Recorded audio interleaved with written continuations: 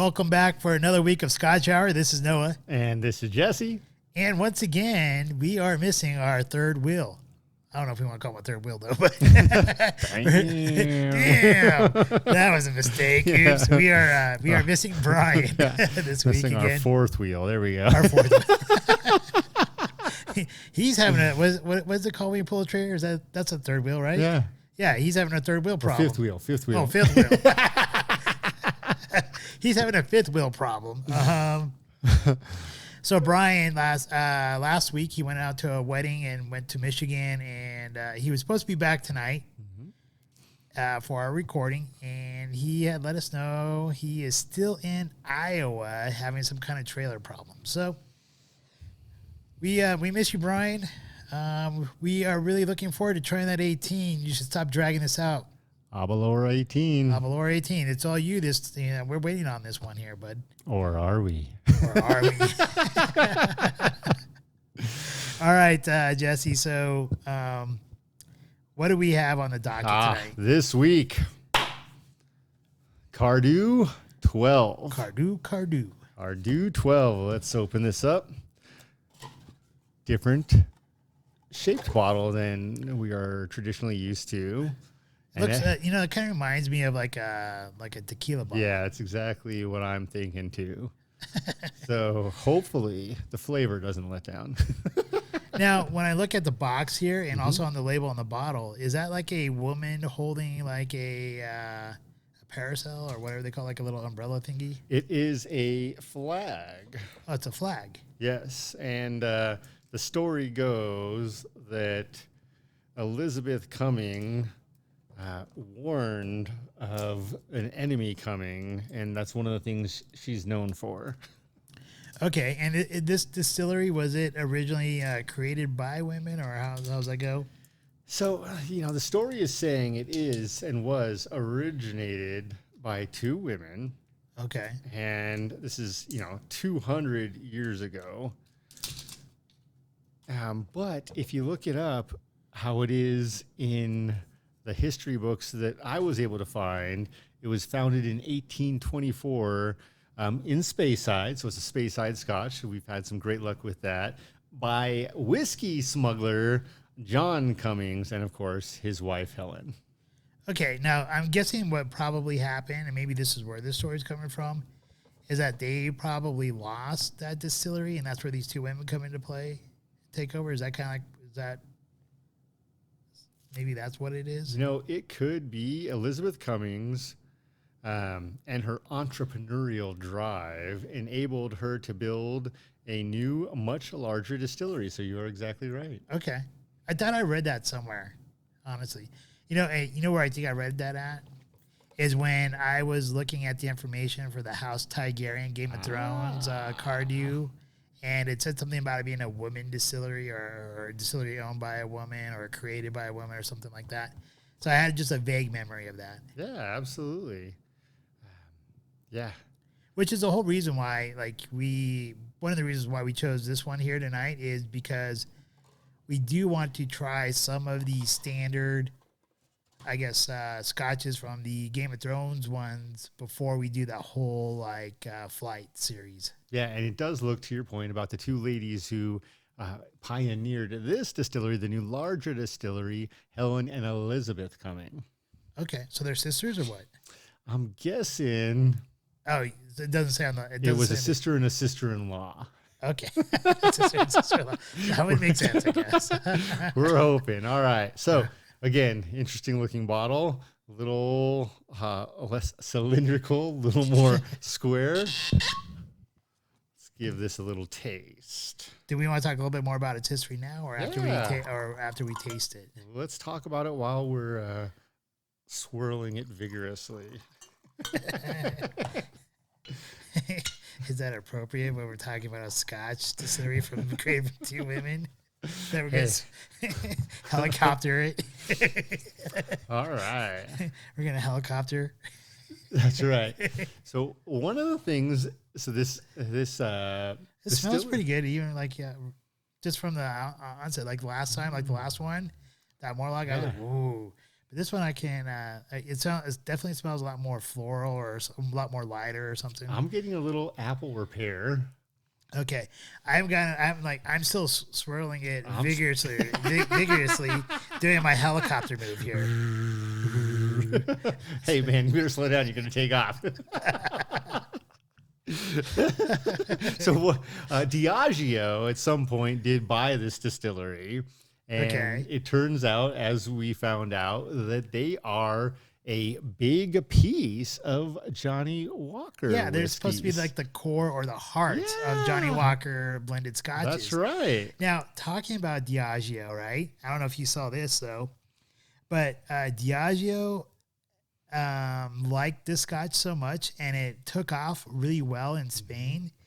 And so what Diageo did is he ended up using the Cardhu malt and mixed it together with two lesser malts, and he created the name called they created a name called Vatted Malt Whiskey, and this caused a huge uproar. I did actually see that. 2003. Yeah. Yeah, and the bigger problem was not so much that Diageo did that, but that he created the two bottles, one being this 12-year and one being a blended scotch, which looked almost identical. Yeah, and in Spain, it was called the Cardhu Pure or something like that. And so the Scottish Whiskey Association made new regulations saying that in order for them to use their own distillery's name on there, 100% of the malt would have had to been distilled there in their distillery, and the word pure can no longer be used on bottles. And if it had the words vatted malt, it had to be replaced with blended malt. There we go. Nice. Right? Well done, Scotland. So, and then one last other thing I found was that the actual water that they use for this Cardhu comes from the springs and these quartzite hills called Carnacaliche, which has to do with something of witchcraft or something like that. Carnacaliche. All right. Carnacaliche. I like it. And I'm probably butchering it because it's supposed to be Gaelic. And I remember when I was dating this Irish woman, that's who when I went out to Ireland, that's who I went to go see and stuff like that. And she said that my Gaelic sounded like German. So apparently I cannot pronounce Gaelic. Well, Cardhu also in Gaelic apparently means black rock. So hey, a little witchcraft, a little black rock. Hey, makes sense, right? And you got two women that created the distillery. Oops, I spilled a little. Hey, no premature tasting. Hey, man, that's what happens when you helicopter. That's right.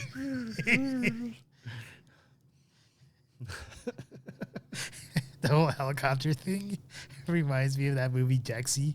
Oh, man. Yeah. Plug me in. Plug me. Plug me. Unplug me. Plug me. Unplug me. That's right. All right. Well, Noah, cheers. Cheers. Scotch Hour 21. Wow, can you believe we're up to 21 already? I can. Sweet at the front for me. Yeah. Wow. A little heat at the back. Yeah, there is a slight bit. It's actually not like I think it's just probably because we just recently opened it. Because I noticed like a lot of times when we talk about heat, if we give it about like 5-10 minutes, it starts to mellow out. Yes. But I would say that there is some like very mild,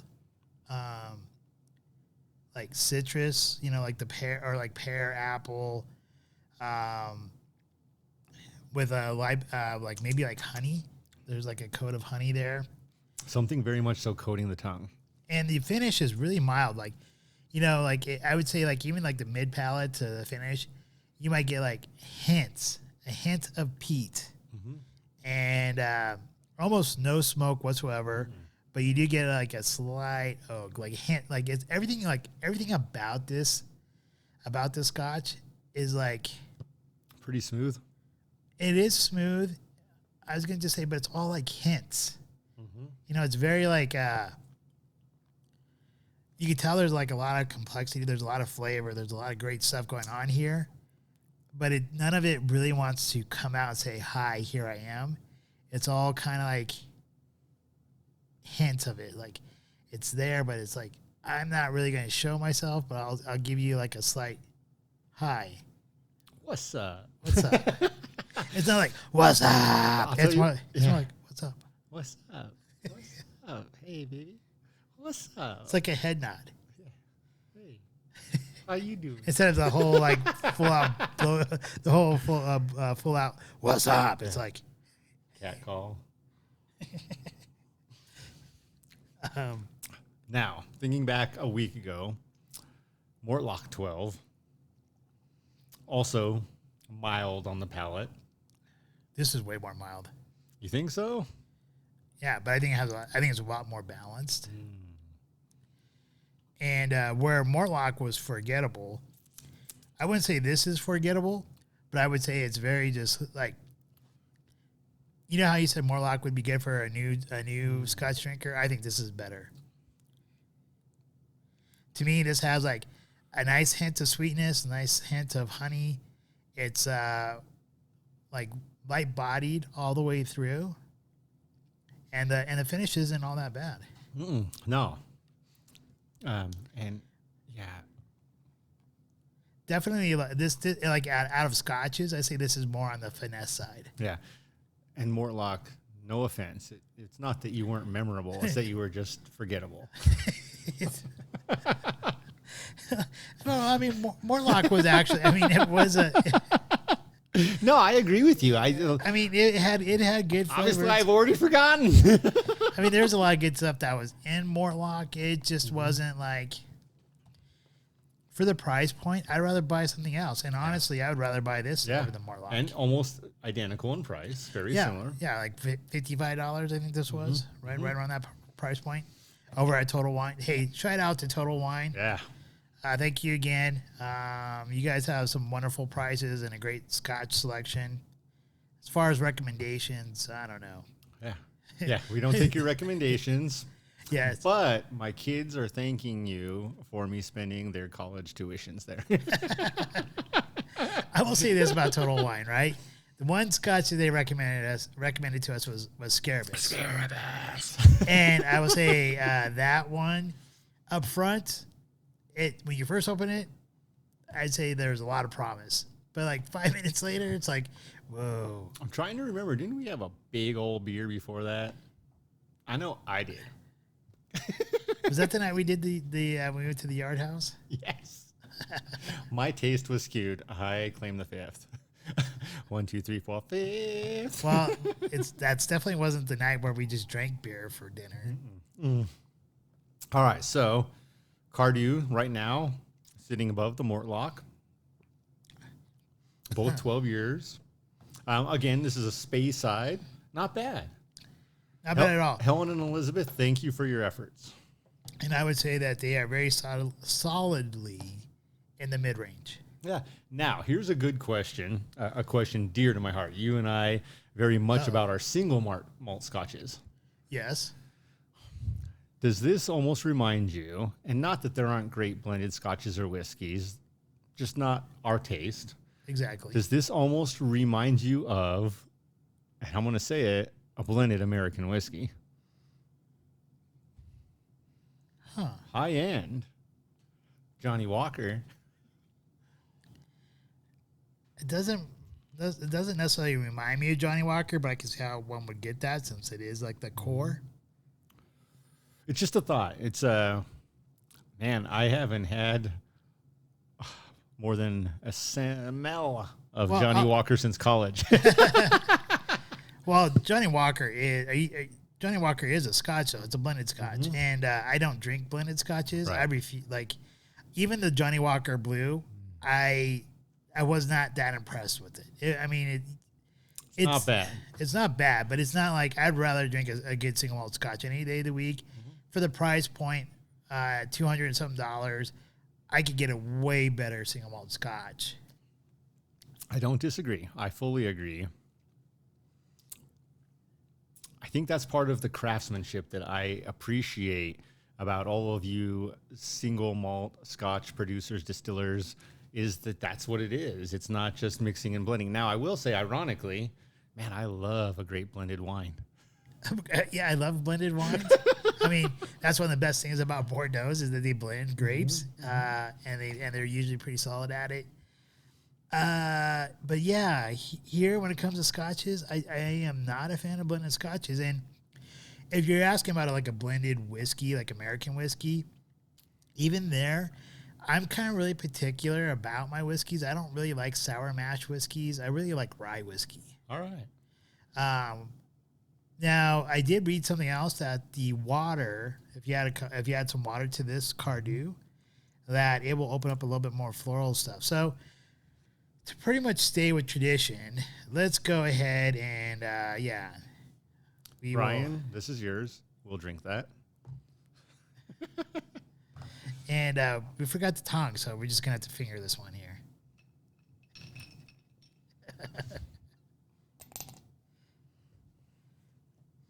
Oh man, that's only half of Vader. Where'd the other half of Vader No, go?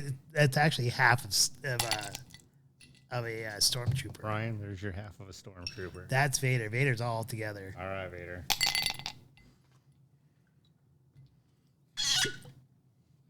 I like the cork. I will say the bottle design is Man, this stuff could go down easy. I know it's improving as we drink.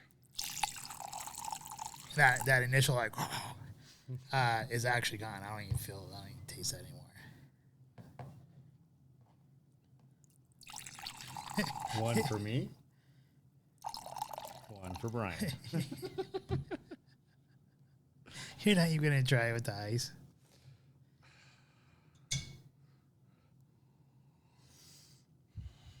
I think it's opening up already. Just the extra pour. I'm telling you, the ice really does. All right, here we go. I think the ice opens up a little bit more floralness.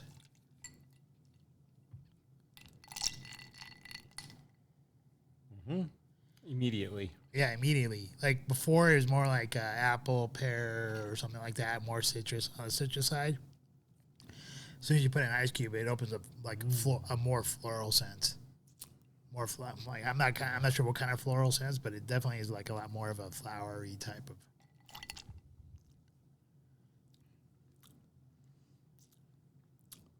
Not bad, Cardhu. Not bad. Yeah, I think Cardhu's done a great job. I can't rave enough about it. All right, so before we move any further, is there anything else we want to say really about Cardhu? You know, we will come back at the end of the show, recap the Cardhu. So far, so good. All right. I think we're good to move on. So before we move on to our Smarter Challenge, I want to give a shout out to a online distributor called Caskers.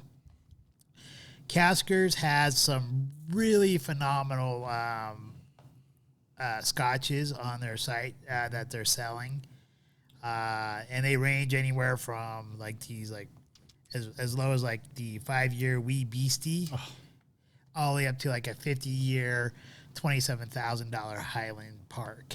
I mean,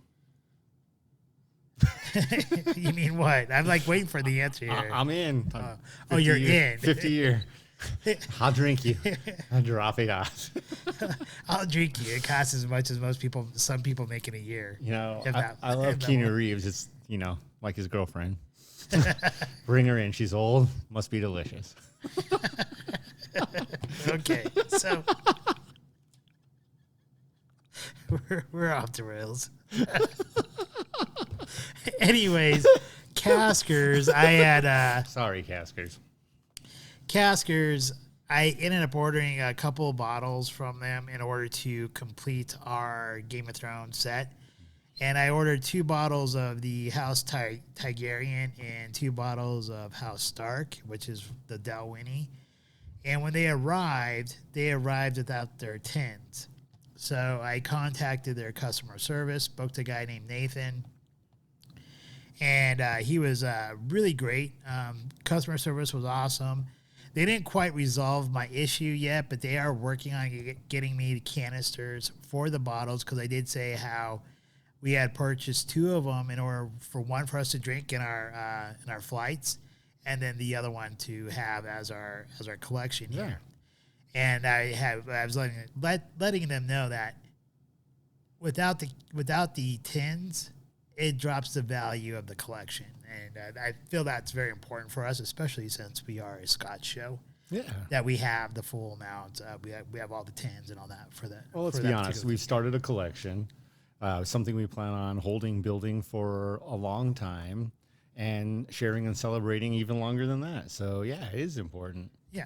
So, and I think they did an awesome job with their customer service. I'm going to hear back from them within the next couple of days. We do have the other set, the House Tigerians. Hopefully those will have the canisters and we won't have to have the same issue there. But if not, we'll cross that bridge when it gets there. And that's all I really got to say about Caskers. I would say, though, if you are looking for some good Scotch and you can't find it in your local store, go to Caskers. They have some great prices. And they have some scotches that you won't be able to find at a local store anyway. So definitely give them a shot. Take a look at them. Obviously, there's no kickbacks here. They're not a sponsor of ours or anything like that. But it was a good store and had great customer service. So I want to give them a shout out. That being said, love to have them as a sponsor with that kind of service, those product offerings.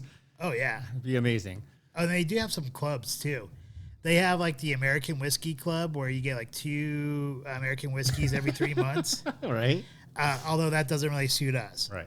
Then they have what's called whiskeys from around the world. So you can get, like, some scotches, some Japanese whiskeys. And I asked them, like, can you just do Scotch only? And unfortunately, they do not have a Scotch only.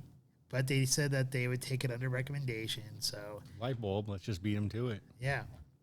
But in any case, if we can figure out how to run a Scotch club, I'm down.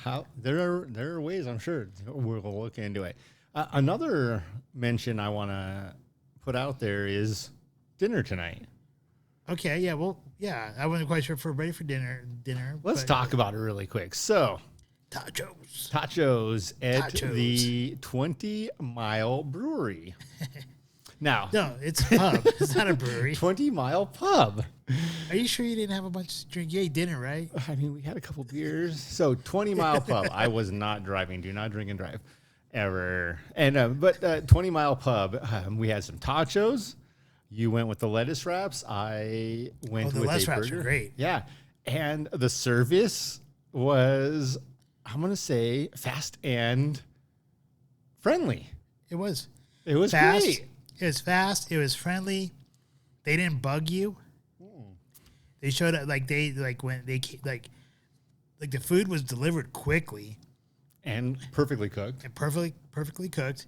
Well, you said your hamburger was slightly off temp. It was medium. Looked for medium rare, but I understand that. That's close enough. It wasn't. It was super tender. That's all I care about. It's a burger. And the waitress, she wasn't one of those waitresses that hovered around you, and she wasn't also absent either. So she was like, I think she came around the right amount of times. Exactly when we needed her too. Exactly. And I think the other waitress that we saw working there, she came around the right amount of times, from what appeared to me, to the other tables that she was servicing. Yeah. And she was quite friendly, because I remember when we first walked in there, it just looked like a bar. It did not look like it served any food whatsoever. True story. and really, like, if you think about like kind of like a dark, dungy neighborhood bar, that's what it looked like. And you're like, does this place serve food? But like it pops up on Google Maps as a restaurant. And as we walk in and we're looking for a table, we saw the 2 waitresses working, and I asked the question, like, hey, do you guys serve food here? And the waitress, who wasn't ours, kind of like looked at me kind of funny. She's like, yeah, we serve great food. Yeah, great food. And she didn't lie. She didn't lie. And I even said, and did I even thank her? And you I said, did at the end, yeah. Yeah, I'm like, hey, thank you for telling me you guys had great food. And you were right. It was good food. It was great food. Mm-hmm. Like the lettuce wraps that I had, they were probably like, I won't say they're as good as PF Chang's, but Those they're are pretty damn good. Yeah, those are really damn good. But I would say that, like, out of any other place I've been to, those are the closest to PF Chang's I've had. The one thing I would say is, from the other side of the table, that lettuce actually looked better than PF Chang's lettuce. I would say so, too. It was perfect. I'm looking at it, I'm like, how did they do that? These perfect bowls of lettuce. For this neighborhood bar pub place, they had like perfect lettuce wraps.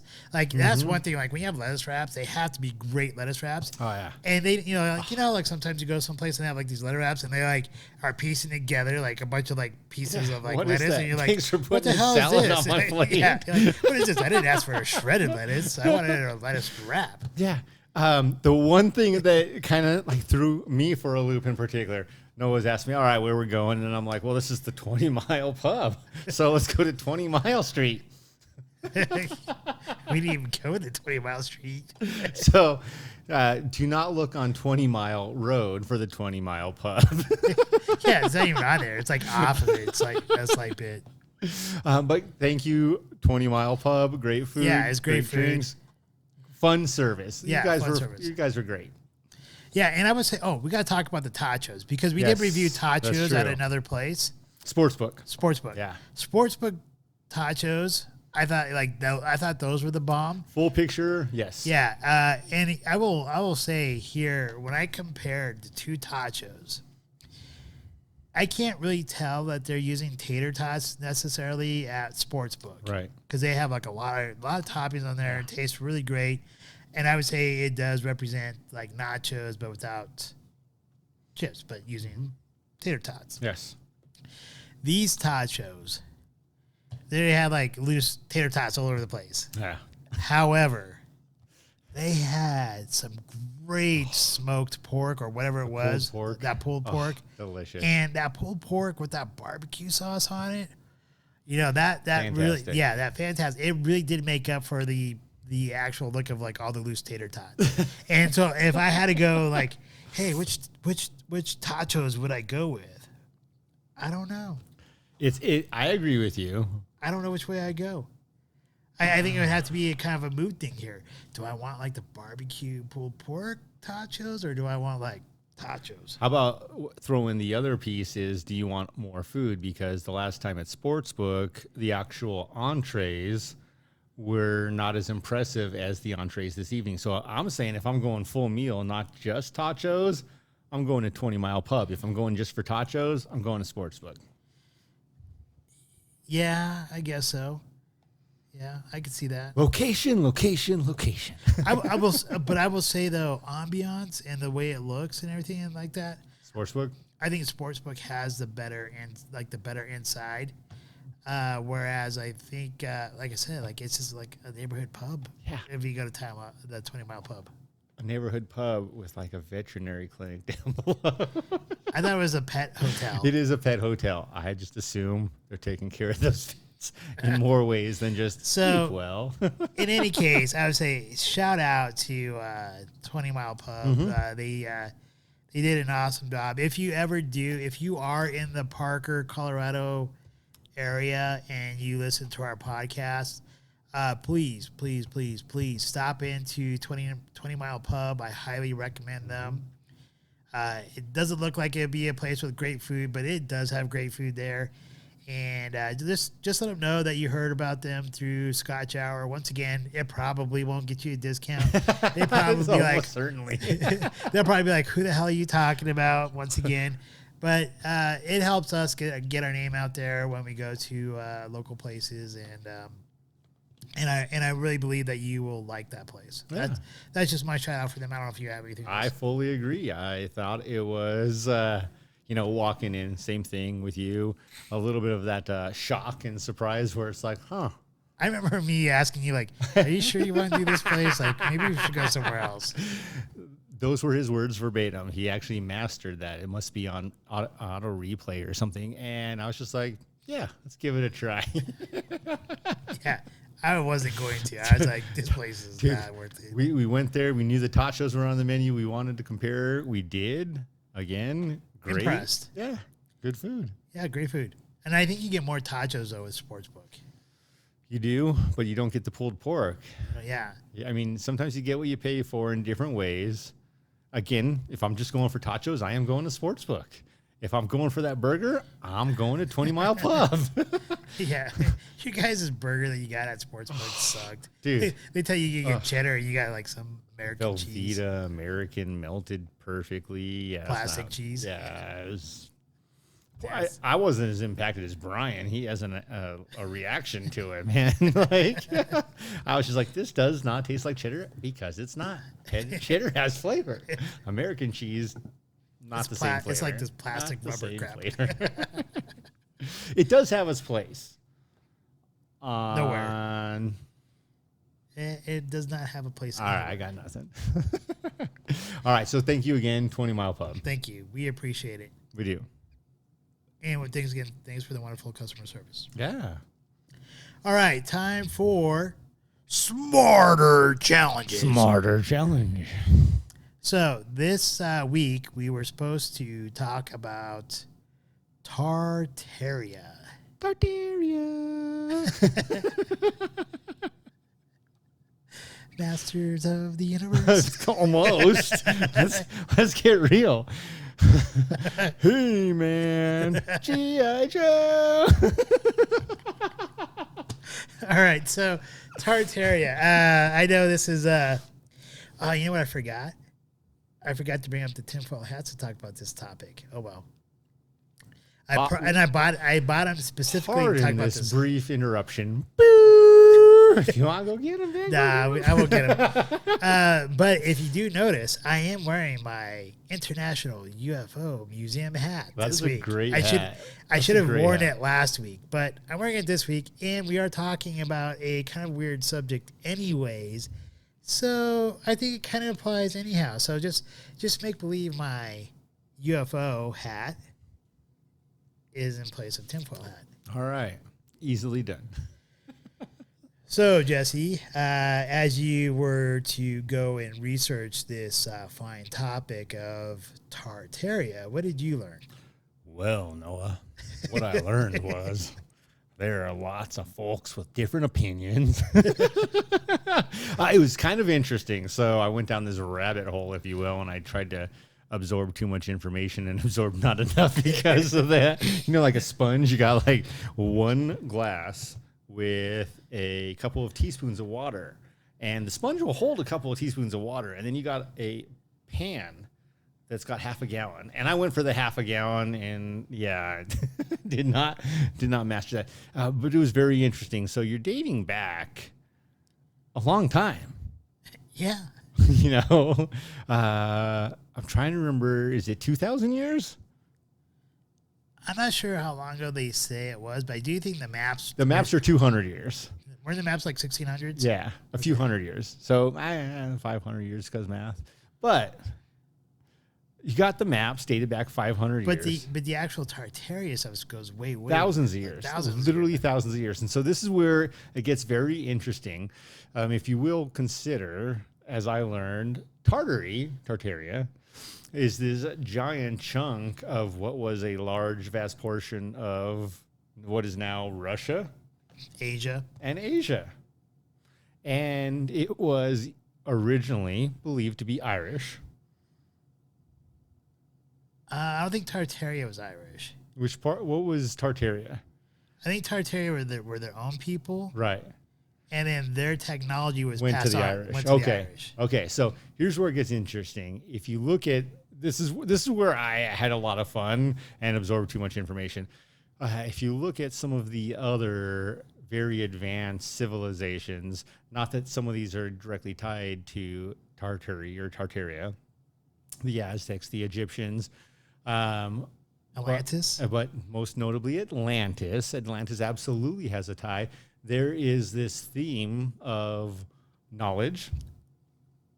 And advanced knowledge. Super advanced knowledge. Way more advanced knowledge than we have. Exactly, which then leads to power, far more power potential, good or bad, there's the key, than we have. And disappearance. And then, civilization just goes away. And it was very interesting. So as I read it, listened to it, observed it, Tartaria was this group of people, advanced knowledge. Where they got it from, we don't know. It's hard to find it on a map, even to this day. You have to find a few maps which are credited / discredited. Some people believe them, some people don't. But there are maps that absolutely solidly prove that are dated back to this time period, 500 plus years ago, and it shows this area that ultimately is believed to have advanced knowledge and power. And then this power shifts from different cultures, if you will, from one to another, to another, to another. And those who use it for good are still around. Those who have used it for bad are no more. Well, I'm not sure if that's necessarily the case. All right. I didn't absorb it all. I'm not saying I'm an expert, because, like, honestly, I would love to revisit this topic and see if we can't get this guy on YouTube. He has a channel called something Unveiled, Mind Unveiled, or something like that. And if we could do an interview with this dude, I think it'd be awesome. Call me. Yeah. So in any case, he talks about, like, I don't know, something happens to the Tartarians. I'm not exactly sure what happens to them, but then the Gaelics, or the Irish people, they gain this knowledge. I think they're what called the Philocians or Philistinians or fallopian tube. I don't know. I'm gonna mispronounce it. And anyways, like there's a group of Irish people, and because there was these mud floods, or it wipes out the civilization of Tartaria. So, but the knowledge was passed on to these Irish. And they went along and they spread this technology to everybody. But the Jewish people apparently stole the information, and they are evil. And because they stole it at this time. They stole it and they started using it for evil purposes. There we go.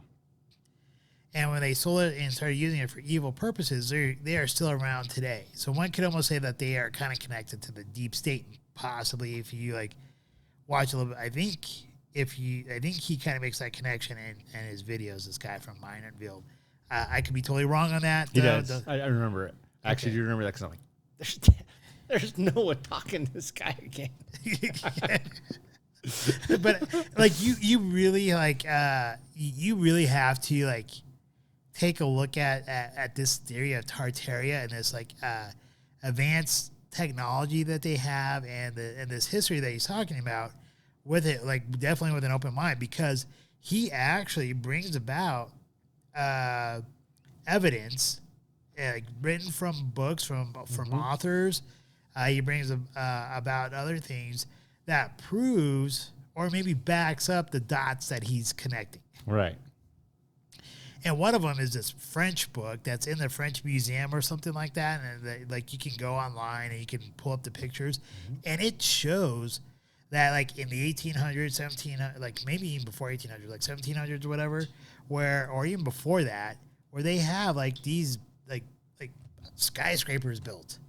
Yes, and that is one of the things that stuck with me. So Noah is mentioning there's these pictures that show these giant... And it's a super old book. Yeah, giant buildings in the background in front of these moderate buildings, if we will. And they're modern-looking buildings back when they didn't have technology to do it. But where it really got impactful to me is when there were other photo scribes, if you will, that showed, because it wasn't photos, it was drawings. It was all drawings. It was drawings that showed the Mormon temple with giant buildings behind it, and even the Mormon temple itself. And his point was, how did they build this so quick? Right? I mean, it's real. They're you expect us to believe, with the technology they had back then in the 1800s, I think I'm still doing good, that they can move a ton of rock and marble and all that stuff and build everything within 30 years. He's like, come on. And use the craftsmanship that they did with the tools that they had compared to what we have today. I mean, if you start looking at here's I think and I stumbled upon this whole Tartaria theory totally randomly because I was like listening to like stuff about ancient aliens or some kind of like stuff where you know how like there's things in our history that we cannot explain to this day. There's no way like you know like there's glass inside glass in the deserts and stuff like that. And that the only way that could happen is if there was like a nuclear war, right? And you go back and look at like go watch the show like Ancient Aliens. They talk about all this crap. But in any case, you know you got like what Monte Picchu or whatever it is there in Peru. They have like these big, huge monolithic rocks that are stacked on each other, and you can't even put a razor in between the two of them. And to this day, even with like our computers and laser cutting, we can't even match that.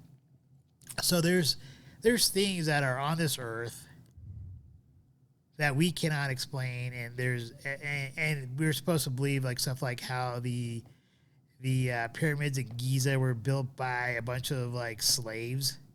I don't get it. Like if you look at the precision of it and how I forget what the mathematical equation is of the Great Pyramid of Giza, but it's supposed to equal the circumference of the Earth or something like that. I forget how that number works out, but in any case, like you can't expect to tell me like the pharaohs and a bunch of slave laborers built that to that exact precision and stuff like that. It just is. It's impossible. There either has to be. We either had to have super advanced ancestors, which we don't know about, or aliens visit us. I have no idea. And I think when you start looking at this whole Tartaria theory, I think a lot of it kind of fills in those gaps partially. And he makes a good point, though. It's history is written by the winners. That is true. That actually is one of the quotes that he says, which is absolutely true. We know this. And there's good and bad to that, obviously, from this standpoint. What pieces of history, not just with this subject, but any, are we missing because the losers didn't get to tell their side, and the winners got to choose what they omitted from the losers? It's very true, and it's interesting even in this modern time, which we don't like to delve too deeply into current politics for lots of reasons, but some of the national treasures that have been disassembled, destroyed, because they're not politically correct if they were ended at this point in time, they're hundreds of years old. Yeah. And it's a whole different story. But now the winners got to choose the history books, and they have been removed. You know, an interesting thing here. I'm not sure if you watched, because that Tartaria series from the Mind Unveiled People, there's 6 parts to it.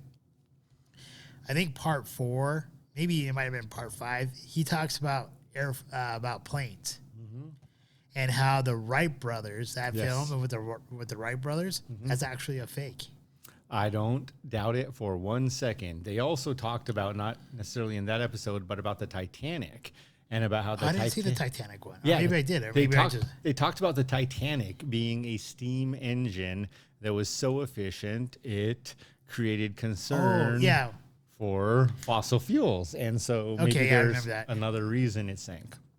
So, you know, we should actually do an episode on Titanic. There's a really good conspiracy theory on there. Dude, they have dinners once in a while here in Denver. It's like a 10-course meal. It's a couple $100 a ticket. Worth it.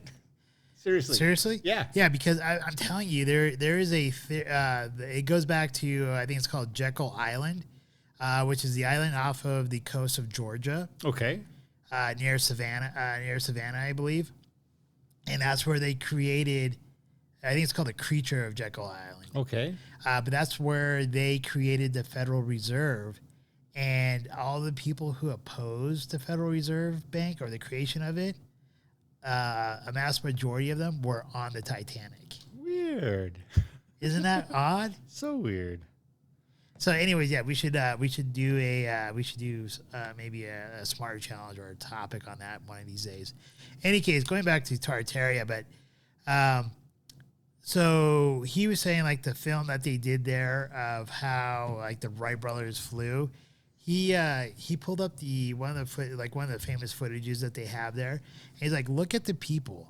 He's like, this is the first time humans ever flew, and if you look at their heads, they're not even paying attention to it.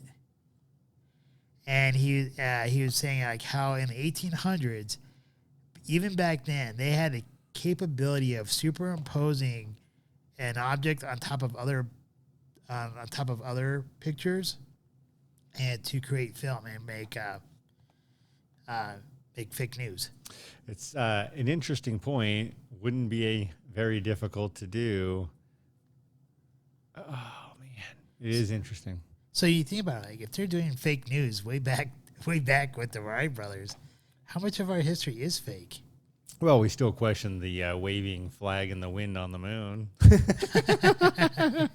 All right, so do you believe we went to the moon? At some point I do. I don't know if it was that day. So the Tartaria thing, though, was very interesting to me because I do think there is truth if you talk about kismet or karma or a good versus evil in any sense. I think that this is real. I think if you want to say good versus evil isn't real, think about your own life and how you handle those situations and whether or not you get stressed or angry or frustrated, or if you're always happy-go-lucky. Where's the good and evil in your own heart? How do you justify wrongdoing? I don't do any wrong. Well, you just cut that guy off when you could have gotten right behind him, but you had to like go save yourself the 3 seconds. Meanwhile, he had to slam on his brakes, spill his $7 Starbucks coffee all over his windshield. You didn't do any wrong. You just did right by yourself. So there are these different pieces of karma that I do believe are in the world everywhere. And that an individual scale is just a teeny piece of what if you did amass all the good or all the bad, and you get all the good and you get a superpower, an Atlantis, an Egypt, Mayan temple, a Mayan culture. You know, we didn't even talk about either is California. So supposedly California had like superpowers too, and it was an island. And there's actual maps that show California as an island. Mm-hmm. I mean, and supposedly like they had griffins there on the island, and I forget what the actual name is that they said that the island of California was called, but I do know one of the other names was Mu, like MU, and they were supposed to be black people, and they were like supposedly the like defenders of the universe, if you will. Anything is possible at this point. If you say it's not. Then we never went to the moon. I'm agreeing. I'm not questioning you at all.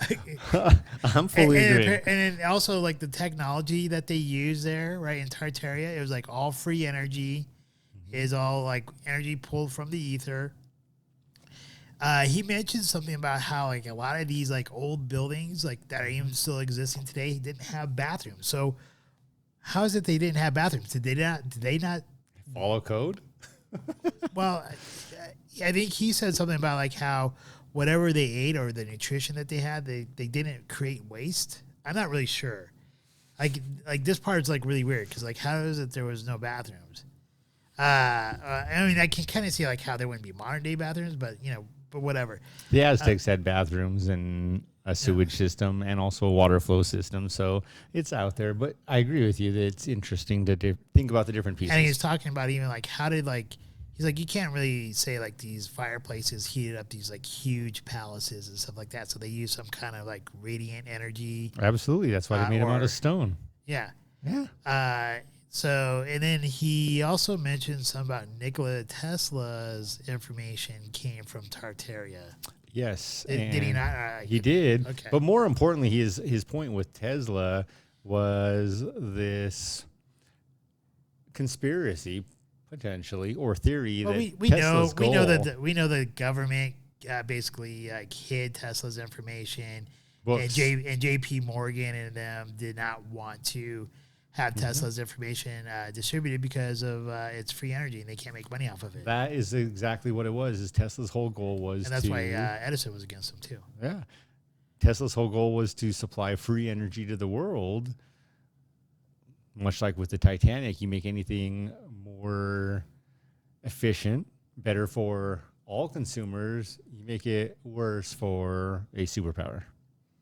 Exactly. And I think if you even started looking at that too, if you're talking about how like the oil tycoons sabotage the Titanic because of how great that steam engine was, imagine like if that technology was able to progress, would we not have steam engine cars right now? Probably. It is entirely possible. I mean, when you start talking about it and you start breaking it down, what is hydrogen technology? Yeah. H2O. Yep, water. Here, I'm gonna imitate Brian real quick. Brian, there's no cork. Oh. You gotta try again, man. He did it like 4 times. That is an ode to you, Brian. Cheers. Dude, we have got to send me that clip. We have got to put that on our greatest hits. We have to have a greast hits after 52 weeks. And each one of us has after had, a year? After 1 year, each one of us has had our fumbles, our trials, our tribulations. I'm sure there's got to be a couple for me out there. Oh, man. There's going to be times when I may have mispronounced a few words that are pretty key to my own heart and Scotch. Hey, that's when we were brand new, though. Like the training wheels, we're learning. I think we've had a lot of fun. Oh yeah. Most recently, we go to liquor stores and we listen to. No offense, Total Wine Company, but we listen to them giving suggestions and advice and information, and we're like, yeah, that's not how you pronounce that, Scotch. Yeah. Let's help you. And that is a poor life choice. But here's what I noticed. Yes. The guy was sitting there talking to us about Scotch, the person that works there in the Scotch area there at Total Wine. And I think he felt intimidated by us.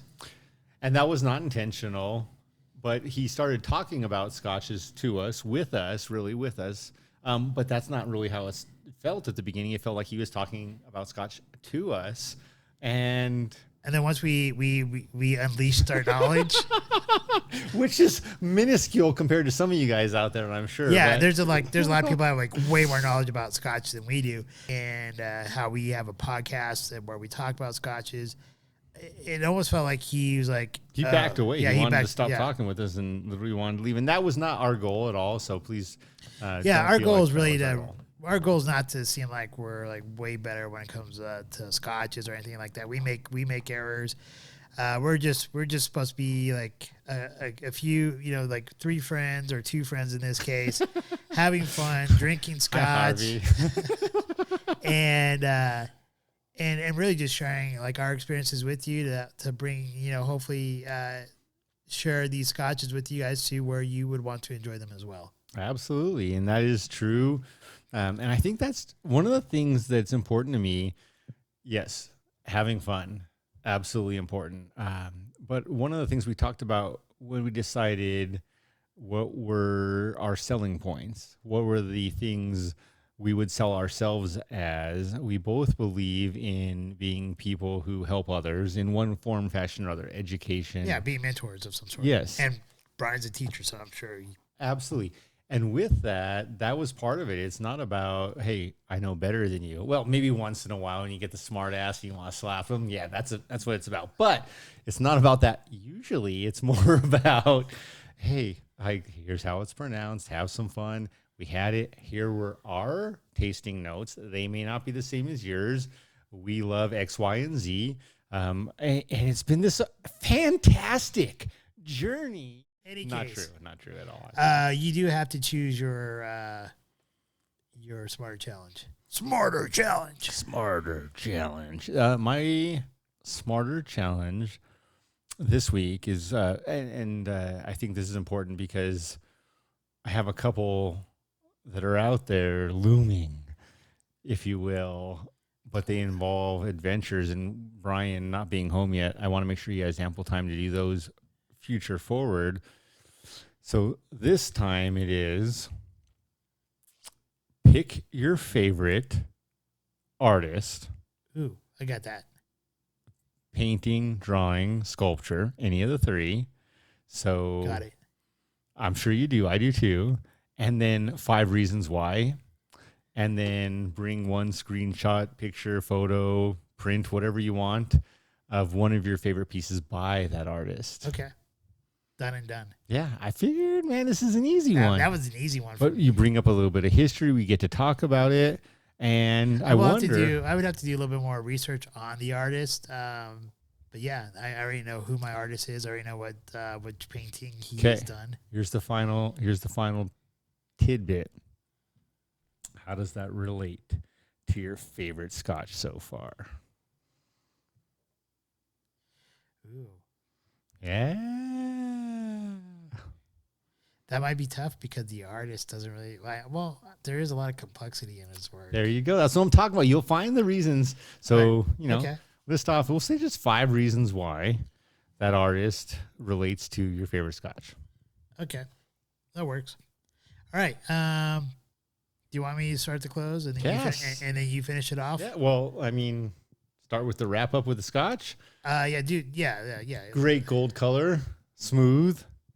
When you first get that nose of apple and pear, for me, great. Honey, a little spike of heat, but not from alcohol, more of the oak. And then a nice long, and I think this is true about it, a nice long finish for the Cardhu 12.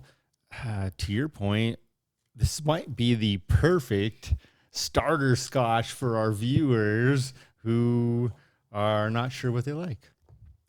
All right, real quickly on the Scotch, I do agree it is a lighter golden color than what we're used to, more on the yellow side. Then there are like the darker ones that we had with the 18s. If you do drink it with a cube or just a splash of water, it will bring out a lot more floral hints to it. Otherwise, if you drink it neat, which you could do, I think you could drink this one either way. You could drink it neat or with a cube, with a rock or with a splash of water. But if you do drink it neat, you do get a little bit more of the maybe the pear, apricot type of honey type of taste to it. And once again, I do think this is like I said, it has great balance all the way through. All the flavors to it are subtle hints.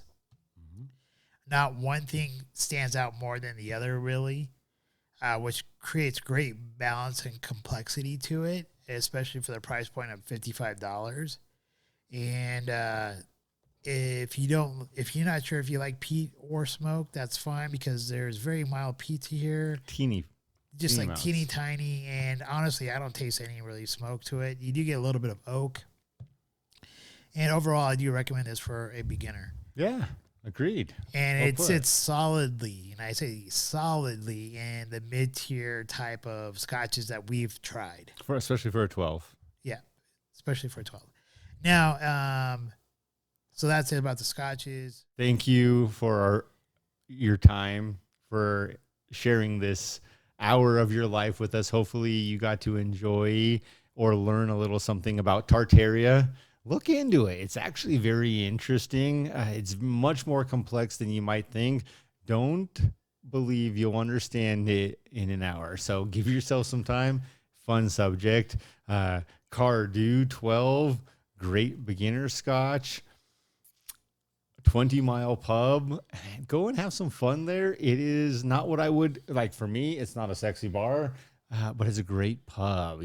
Shorts, a t-shirt. I might have been overdressed when I went, but great food, fantastic service, very friendly, and I really appreciate you guys' time. Please start giving us more ideas, suggestions, thoughts. Let us know what you like, what you don't like. If you get a chance, just send a quick text, email, information, 3 things you loved, 3 things you hated, or just didn't like. It's not going to offend us. We really want to just know what we can do to get better. And we're looking forward to some of our future shows. We've put a lot of planning into not the next couple of shows in particular. Definitely in October time. Yeah, definitely October, November, December. We've got some great thoughts, some really fun shows. We're talking about flights of scotches. We're talking about wardrobe changes. It might get a little wild. And Halloween, we gotta do Halloween up. You just got it, right? And there's gonna be a lot coming up. Christmas, man, what does Santa bring on Christmas? 25th year, 25th day of the month. Maybe. Maybe. I don't know. We're going to have a lot of fun. We hope you continue to have fun with us. And thank you to Brian. I hope you get home safely.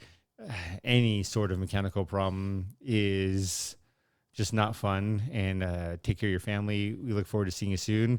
Noah, thank you for starting this venture with me. Really starting this venture, you came up with the idea, you gave it to me, and at first I was like, yeah, sounds great. 6 months later, we started doing it, and it's been a fantastic learning experience. Great way to spend some time while learning, and I appreciate you. Hey, you're welcome. I'm just surprised you're crazy enough to deal with me. It's not And crazy. Brian later on. Man, Any case. it's the magnetism. We just drew him in. Yeah, we just drew him He in. didn't have a chance.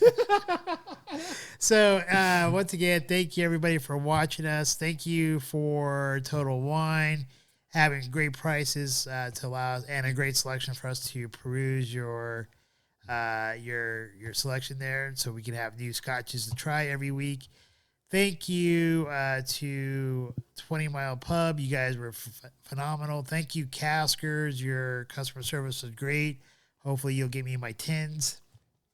And thank you for those of you who watch us. We greatly appreciate you taking the time to spend it with us, to learn about the scotches, taking the time to participate or learn about the different smarter challenges that we do.